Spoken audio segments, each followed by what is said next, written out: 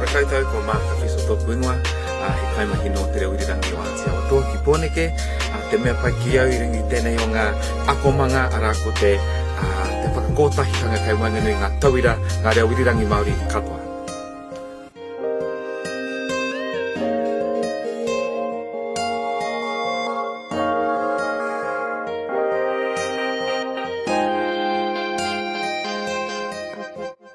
Kia ora, my name is Maggie Tani.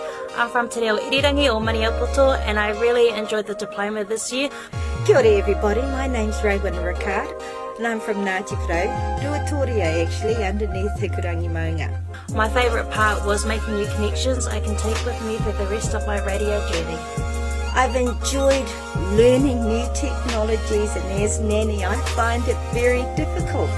And the young people have been so patient with me and our tutors in allowing me the space to make all the boo-boos that I make.